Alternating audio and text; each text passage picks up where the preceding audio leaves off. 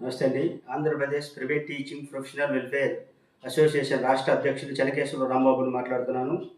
ముఖ్యంగా ప్రైవేటు పాఠశాలలు మరలా ఈ సంవత్సరం పునఃప్రారంభమయ్యాయి.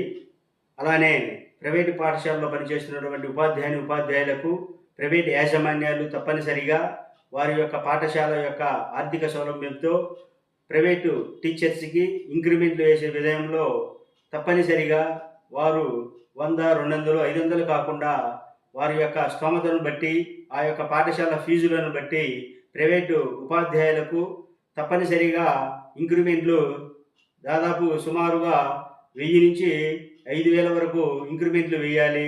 అలానే కొన్ని పాఠశాలలు తల్లిదండ్రుల దగ్గర ఎల్‌కేజీకి 30,000 నుండి 1,00,000 వరకు వసూలు చేసే పాఠశాలలు ఉన్నాయి. వాళ్ళు తప్పనిసరిగా ప్రైవేటు ఉపాధ్యాయులకు ఇంక్రిమెంట్లు వేసే విషయంలో తప్పనిసరిగా వాళ్ళకు 5,000 నుంచి 10,000 వరకు ఇంక్రిమెంట్లు వేయాలి.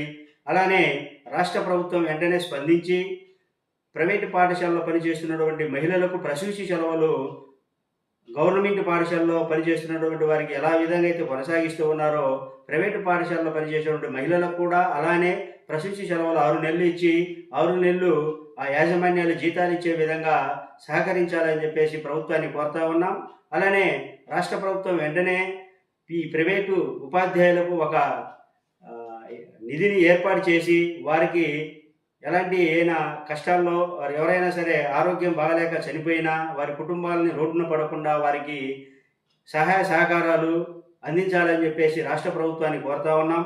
అలానే ప్రైవేట్ యాజమాన్యాలన్నీ తప్పనిసరిగా ప్రైవేటు పాఠశాలలో పనిచేస్తున్నటువంటి ఉపాధ్యాయులకు పిఎఫ్, ఈఎస్ఐ అన్నీ వాళ్ళకి ఏర్పాట్లు చేయాలని చెప్పేసి Andhra Pradesh private teaching professional welfare association నుంచి డిమాండ్ చేస్తూ ఉన్నాం.